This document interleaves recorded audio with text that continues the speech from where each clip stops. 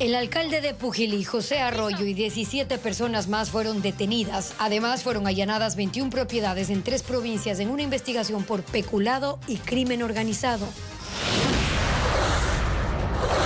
Los nuevos aranceles que impuso el presidente Trump y que van del 10 al 50% entraron en vigencia hoy.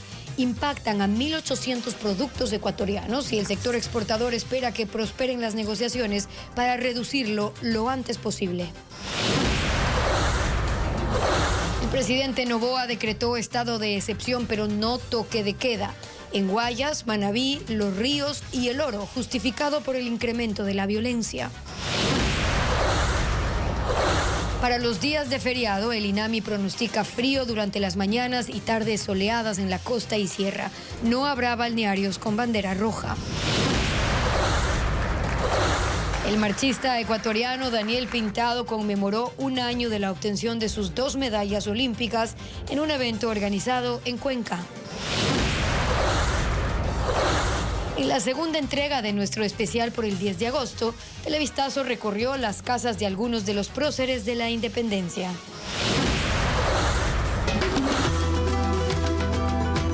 Y una opción para este feriado es el Sendero del Chagra en Cotopaxi, un recorrido de 20 kilómetros a caballo donde los visitantes cruzan por paisajes montañosos, bosques de eucalipto y miradores. Bienvenidos, iniciamos con la información este jueves 7 de agosto de 2025. El alcalde de Pujilí, José Arroyo, fue detenido esta madrugada. ¿Qué tal, Gaby? Amigos, buenas tardes. Su captura se da dentro de un caso de peculado en contratos de obras del municipio.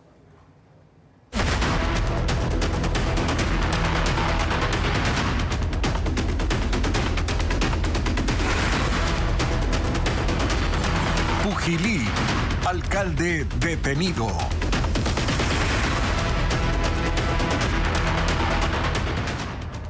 Tras 11 meses de investigación, la Fiscalía y la Policía detuvieron al alcalde de Pujilí, José Arroyo, y a 17 personas más por peculado en contratos de obras del municipio.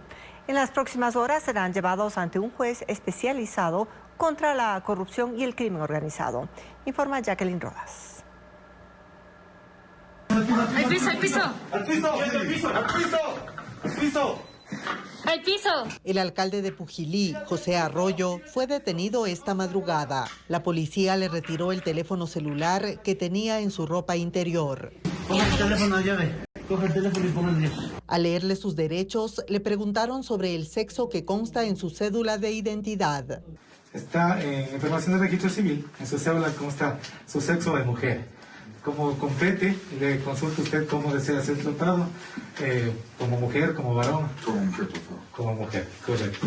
La Fiscalía le seguía la pista desde 2024 por contratos irregulares que adjudicó el municipio. Abrió un expediente por el delito de peculado que hoy concluye con 21 allanamientos en Cotopaxi, Pichincha y Tungurahua y 18 detenidos, la mayoría funcionarios de la alcaldía de Pujilí. El operativo incluyó el despacho de Arroyo y las casas de los demás implicados. Incautaron 24 teléfonos, 14 computadores, documentos, tarjetas bancarias y 15 memorias USB y dispositivos de almacenamiento. Ecuavisa investigó y publicó este caso en octubre pasado. Entonces el vicealcalde y varios concejales ya alertaban sobre las acciones del alcalde y la Contraloría envió auditores para analizar los contratos. Un empleado de la bodega municipal declaró que le ordenaban registrar el 100% del material para obras públicas, pero que realmente solo llegaba el 30%. Los detenidos están bajo custodia hasta la audiencia de formulación de cargos, que se dará en las próximas horas ante un juez de la Unidad Especializada contra la Corrupción y el Crimen Organizado en Quito.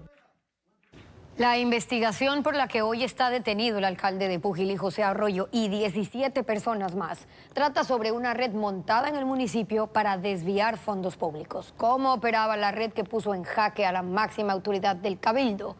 Merlin Ochoa lo explica. La investigación penal al alcalde de Pujilí, José Arroyo, empezó hace 11 meses.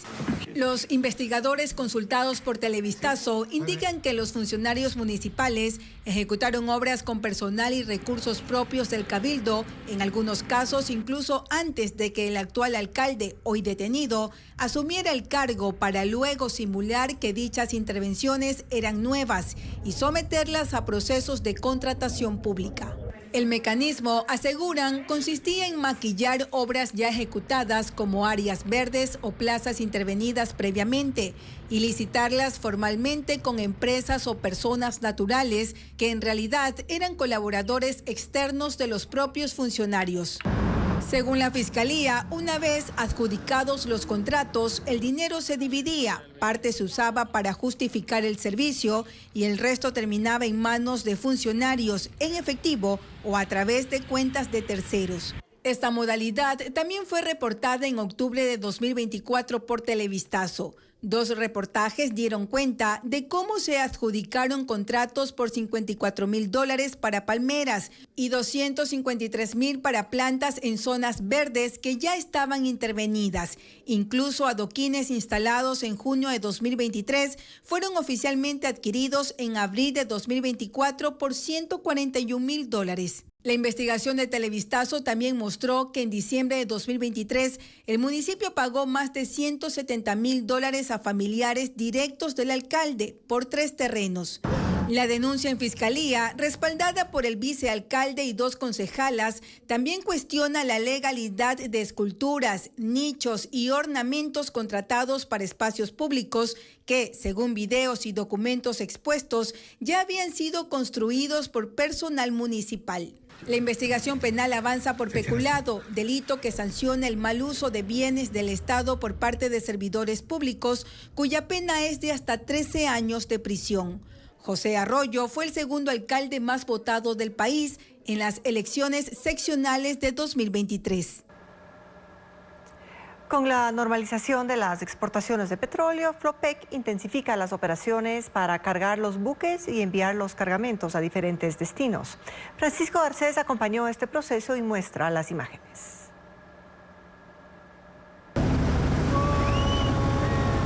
Desde Esmeralda se navega 45 minutos aguas adentro para llegar a los sitios en donde los buques petroleros esperan su turno de recibir carga.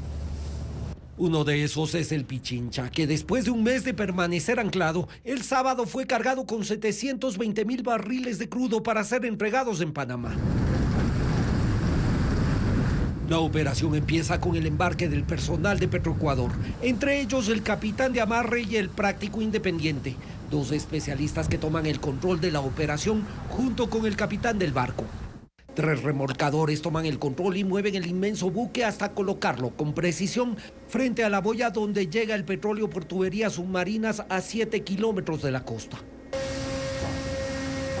Inmensas cadenas y cabos atan el buque a la boya y un remolcador garantiza que se mantenga lo más estable posible.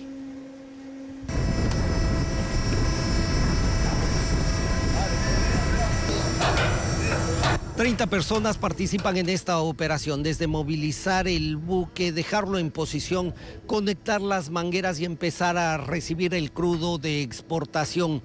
Demora alrededor de 2 horas y media. Nada se deja al azar y se controla cada paso.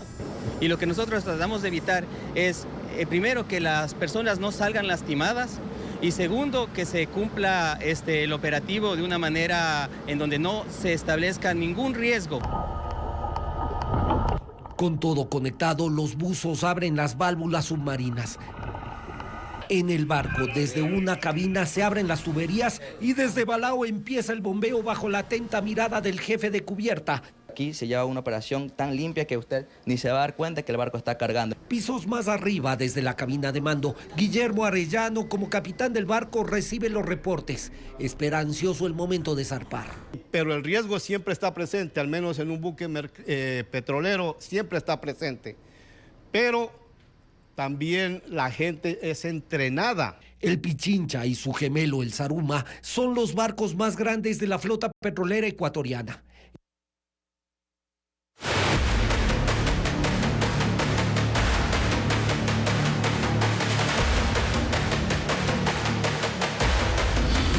Aranceles, golpe al comercio.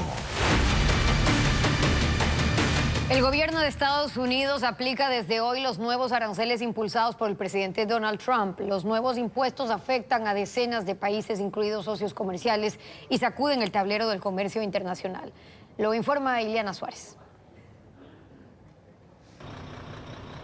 Los aranceles del presidente Trump entraron en vigor a las 0 horas de hoy, con el objetivo de reducir el déficit comercial estadounidense. El arancel básico para todos los bienes es del 10%, pero se aplican tasas más elevadas a unos 90 países. Canadá y México tienen un tratado comercial con Estados Unidos. Sin embargo, Trump aplicó aranceles del 35% a Canadá, mientras con México continúa negociando tarifas adicionales. La Unión Europea alcanzó un acuerdo del 15% para los 27 países del bloque. Brasil enfrenta ahora impuestos del 50% debido a diferencias políticas. El presidente Lula da Silva manifestó que va a contactar a los países miembros del BRICS para preparar una respuesta conjunta contra los aranceles de Trump. Entre ellos está India, que debe lidiar con un aumento de aranceles del 25 al 50% como sanción por comprar petróleo a Rusia. El gobierno de Narendra Modi ha dicho que la medida es injusta, pero que seguirá negociando con Moscú. Además, Trump anunció ayer un arancel del 100% sobre los chips y semiconductores usados en vehículos y aparatos electrónicos para impulsar la producción de estos elementos dentro del país.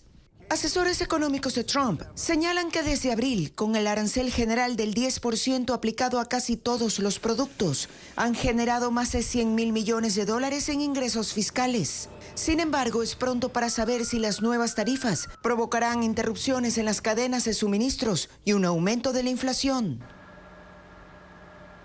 Y desde este jueves rige el 15% de arancel a los productos ecuatorianos que ingresen a Estados Unidos.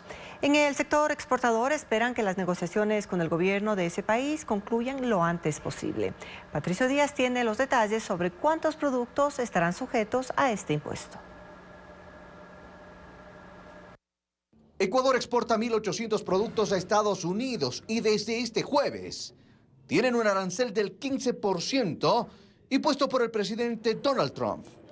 Los principales productos que se envían son camarón, banano y cacao, que tenían 0 arancel. Ahora llegarán con el 15%. Pero hay otros con mayor carga. Las rosas, por ejemplo, actualmente tenían un 6,8%.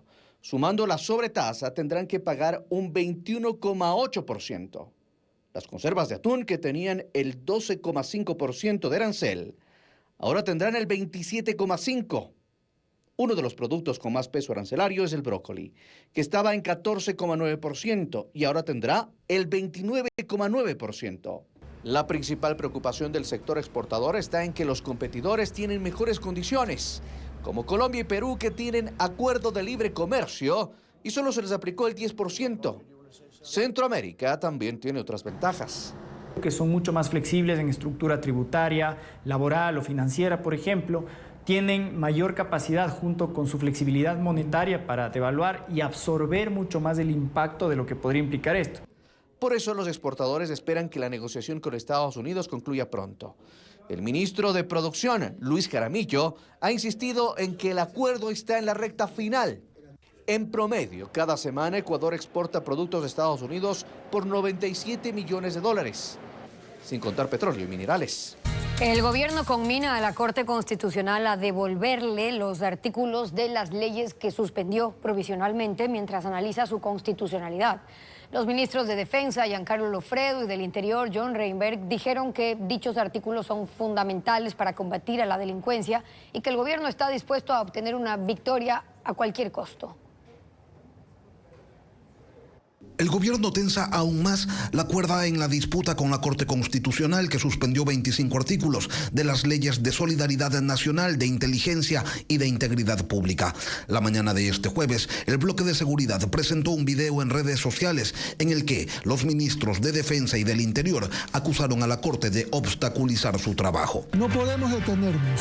Ecuador necesita avanzar con leyes que nos permitan actuar con fuerza, firmeza y contundencia en contra del enemigo.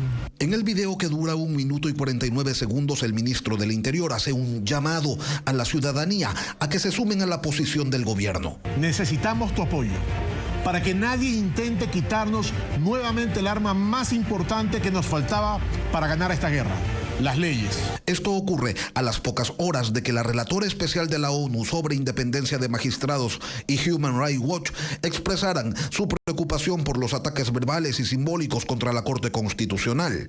Pero sobre eso el gobierno no ha dicho nada. Lo que sí hace es un pedido directo a la Corte y una advertencia. Por el bien del país, la Corte Constitucional debe ser sensible al clamor del pueblo. Y estamos convencidos y decididos en conquistar la victoria, cueste lo que cueste. Sin que se especifique qué es exactamente lo que eso significa. La pregunta sobre eliminar la prohibición para que bases militares operen en el país ya cuenta con un proyecto de dictamen. La jueza constitucional ponente emitió su decisión al pleno del organismo. Fabiola Santana cuenta que ahora deberá debatirse en una sesión para que quede en firme. La jueza Alejandra Cárdenas envió este miércoles al Pleno de la Corte Constitucional su proyecto de dictamen referente a la pregunta que busca eliminar la prohibición de que bases militares extranjeras funcionen en el país. Ahora el presidente del órgano, Joel Escudero, deberá convocar al Pleno en un tiempo indeterminado para debatir el dictamen y emitir una resolución. Esta es una de las 7 preguntas que plantea el presidente Daniel Noboa y que ya se venía analizando en la Corte Constitucional. ¿Está usted de acuerdo en eliminar la prohibición de establecer bases militares extranjeras o instalaciones extranjeras con propósitos militares en territorio nacional y de ceder bases militares nacionales a fuerzas armadas o de seguridad extranjeras? En septiembre pasado, Noboa presentó el proyecto para que la Corte determine si la reforma parcial sobre las bases militares es la vía apta para modificar la Constitución. 17 días después, la Corte respondió de manera afirmativa y dispuso que una vez que la Asamblea Nacional apruebe el proyecto de reforma, remita a la Corte la convocatoria a referéndum con los considerandos, la pregunta y sus anexos para verificar si cumple los requisitos y parámetros exigidos. Hace un mes la Asamblea remitió un oficio que certifica que aprobó el proyecto de reforma y el 10 de julio el sorteo recayó en la jueza constitucional Alejandra Cárdenas. Ella ya verificó los requisitos y entregó su proyecto de dictamen. No hay plazos establecidos para que el Pleno se reúna y determine si ratifica o no su viabilidad para la consulta popular y referéndum que el gobierno prevé realizar a finales de este año. Por tercer día consecutivo, la página de Jóvenes en Acción presentó problemas para recibir inscripciones. El MIES indica que, a pesar de las interrupciones, hay 80,000 inscritos. Muchas personas acudieron a las sedes físicas habilitadas para el proceso. Diego Puente sigue el tema. Muy buenos días. Por favor, revisen bien su correo electrónico que esté bien. Los funcionarios del MIES recordaban a los postulantes de Jóvenes en Acción tener a la mano la copia de la cédula y sus datos personales. Por segundo día consecutivo, hubo extensas filas de interesados en los 2 puntos de atención que el MIES habilitó en Guayaquil. Los postulantes describieron detrás de las copias de cédula sus datos. Era una estrategia para reducir el tiempo de uso en las computadoras instaladas en las oficinas de la calle Carchi y 9 de octubre. Hemos tenido el procedimiento 3.500 jóvenes que se han inscrito ya. Los jóvenes llegaron aquí después de intentar de forma insistente la inscripción desde sus hogares, sin resultados. Para llegar aquí pues tuve que pasar por bastantes caídas del servidor. Me conectaba en la madrugada, me conectaba en la mañana, pero no me servía. En Quito, decenas de jóvenes acudieron a las instalaciones del Ministerio de Inclusión Económica y Social en la Plataforma Sur.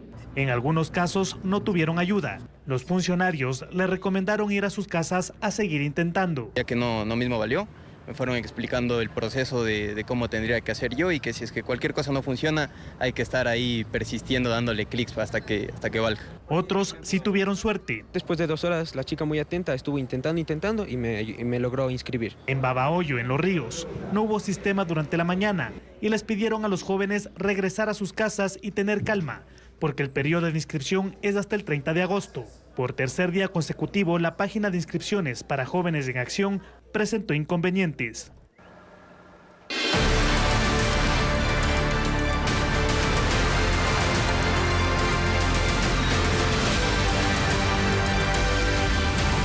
...10 de agosto, Independencia y feriado.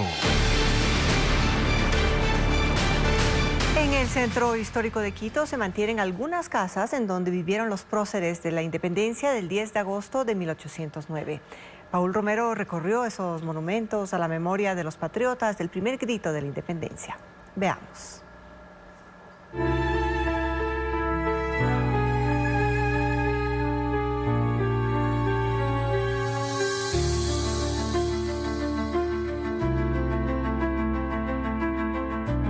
Por estas casas y calles del centro histórico de Quito se fraguó el primer grito de la independencia de Hispanoamérica, el 10 de agosto de 1809.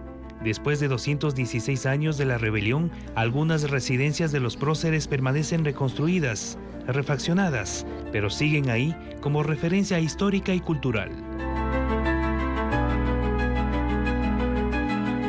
La más emblemática está en las calles García Moreno y Espejo, junto a la Catedral Metropolitana, a 30 metros de la entrada secundaria del Palacio de Carondelet.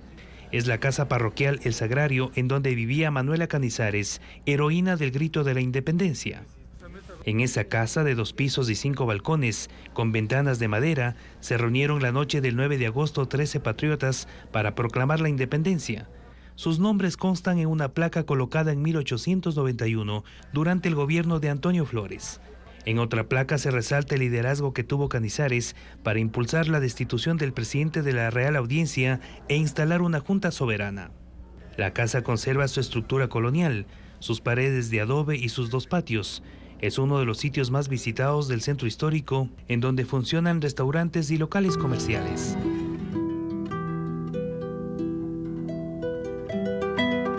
Dos cuadras al norte está la casa que fue de Juan de Dios Morales, secretario de la Junta. En la esquina de las calles Venezuela y Mejía se conserva la estructura original de un subsuelo, 2 pisos, paredes de adobe y vigas de madera. Está a cargo del municipio de Quito y allí funcionan la Secretaría de Educación, Auditoría y Dirección Tributaria del Consejo. Una placa devela la importancia de esa edificación con los nombres de los propietarios desde que fue construida. Los intelectuales de la independencia fueron gente de clase media que no tenían casa. Juan de Dios Morales nunca tuvo casa. Él vivió en esa casa. Gracias al censo de Quito que se conserva de la época, sabemos que él vivía ahí, pero vivía de inquilino.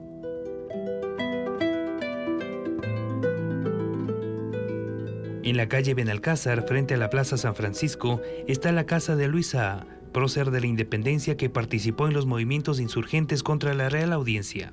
La entrada principal es de madera y sus 2 balcones ofrecen una vista privilegiada de la iglesia de San Francisco.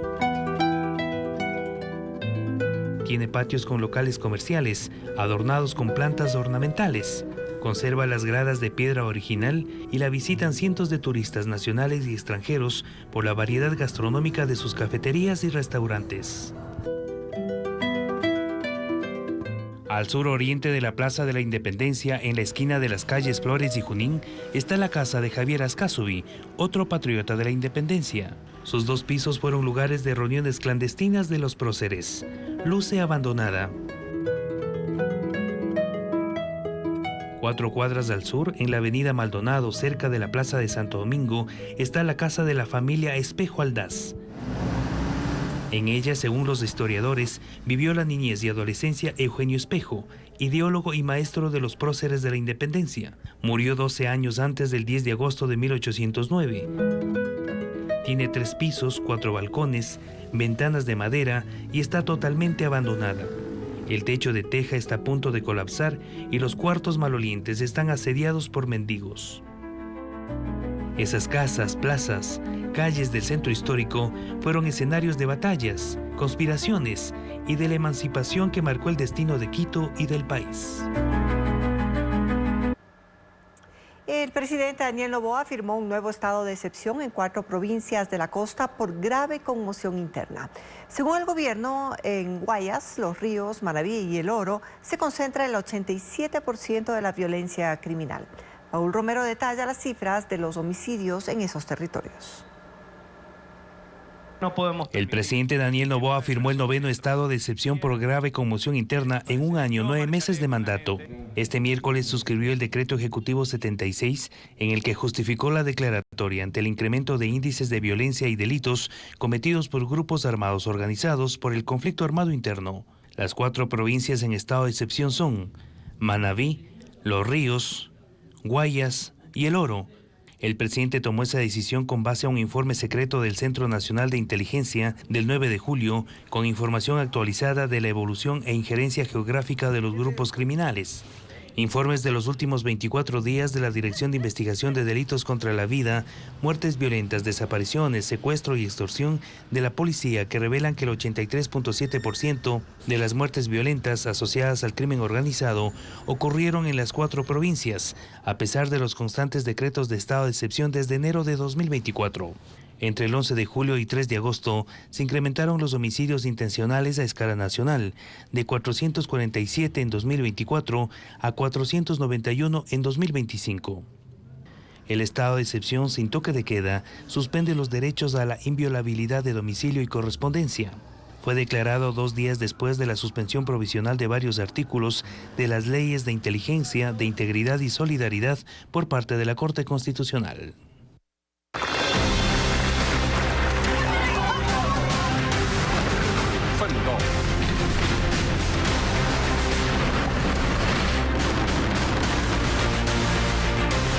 Mundo. El Gabinete de Seguridad de Israel se reúne nuevamente para decidir el futuro de las operaciones militares en la Franja de Gaza. El primer ministro Benjamín Netanyahu apoya la idea de una ocupación total de ese territorio o de las zonas que aún no logra controlar.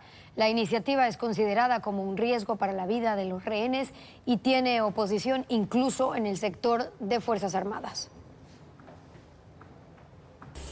Una gran parte de la Franja de Gaza está destruida y es inhabitable. Sus 2 millones de ciudadanos son ahora desplazados internos que se refugian en campamentos y localidades, especialmente en el sur. Los hospitales apenas tienen capacidad para atender a los heridos y la crisis por alimentos es más grave cada día. Pero Israel no da por concluida su misión para destruir al grupo Hamas y tiene en la mira a células aún activas de la organización terrorista. Ir tras ellas requiere, según el gobierno, una acción militar que incluya la ocupación del territorio. El Gabinete de Seguridad discute hoy una vez más esta opción, a pesar de las voces dentro del organismo que alertan de un mayor riesgo para la vida de los rehenes. Quedan 49, de los cuales se cree que 27 están muertos. Israel quiere rescatarlos, recuperar los cuerpos de los fallecidos, y para ello no hay diálogos de por medio. Las negociaciones están en punto muerto y el presidente de Estados Unidos ha dicho que lo que ocurra a partir de hoy dependerá en gran parte de Israel. Familiares de los rehenes piden que Netanyahu pare la guerra.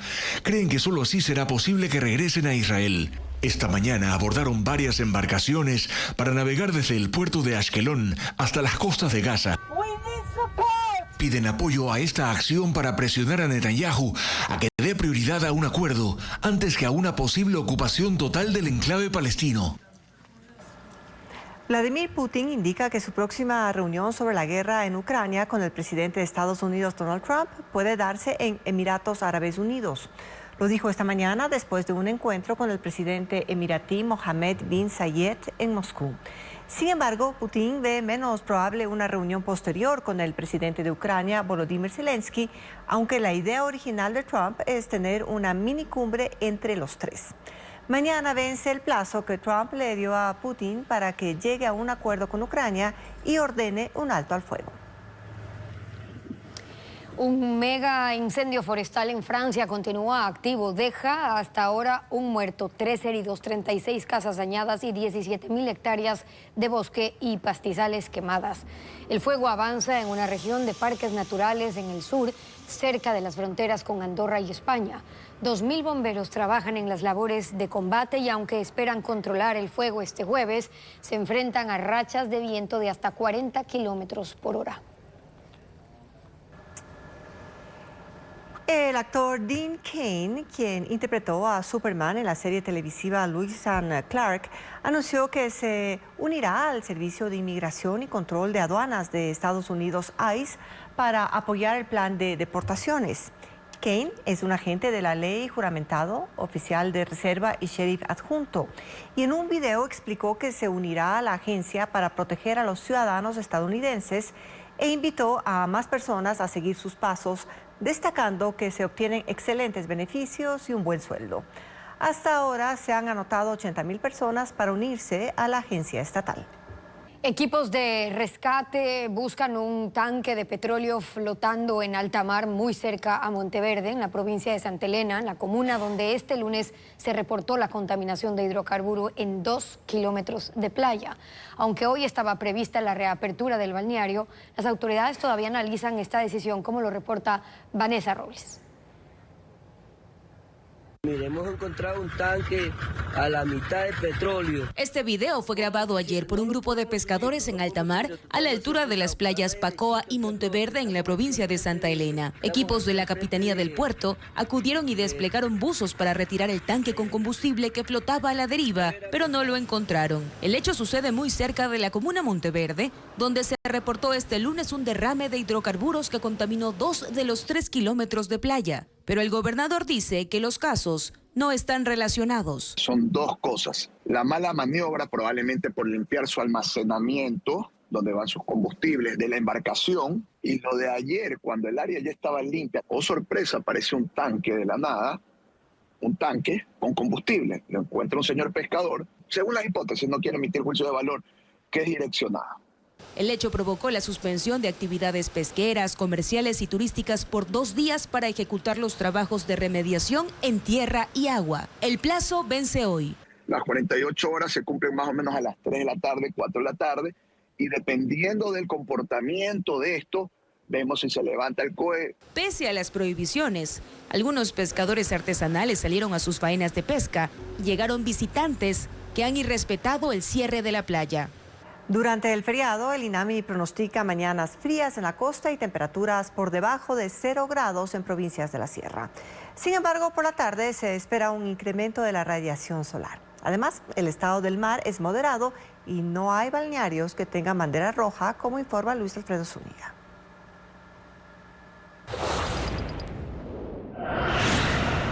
El clima va a ser variado en el Asueto dependiendo de la región. Según el INAMI, en la costa se prevén madrugadas con lluvias moderadas, sobre todo en Esmeraldas y Manabí. En las mañanas se espera sensación de frío y cielos nublados, sobre todo en Manabí y Santa Elena. Sin embargo, desde el mediodía empezaría a despejarse en Esmeraldas, Los Ríos, Guayas y El Oro, donde habrá radiación solar entre moderada y alta. En la sierra, desde este jueves hasta el sábado, seguirá el descenso de temperaturas cercanas a los 0 grados centígrados. En Carchi, Pichincha, Latacunga, Tungurahua, Chimborazo y Azuay, durante la madrugada. Sin embargo, entre las 10 de la mañana y las 3 de la tarde, la radiación solar será extremadamente alta en toda la región.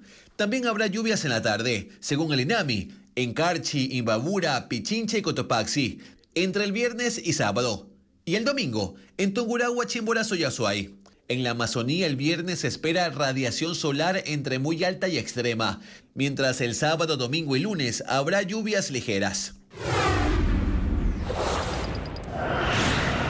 El estado del mar, según el INOCAR, hasta este jueves es moderado, con olas de hasta 2.20 metros en el borde costero continental y 2.10 metros en Galápagos. 25 de los 41 balnearios del país tienen bandera amarilla, por ejemplo en Atacames, Manta, Manglar Alto y Salinas. Los bañistas deben tener precaución al ingresar y realizar actividades en el mar.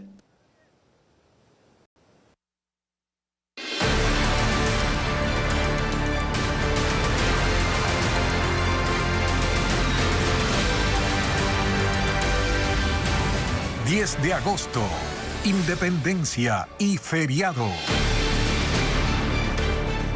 En Cotopaxi, un grupo de familias impulsa el Sendero del Chagra. Es una ruta a caballo que conecta las parroquias Poaló y 11 de noviembre en Latacunga. Durante la cabalgata, los visitantes cruzan senderos, bosques de eucalipto, miradores, en un viaje que revive la conexión entre los pueblos andinos y su territorio.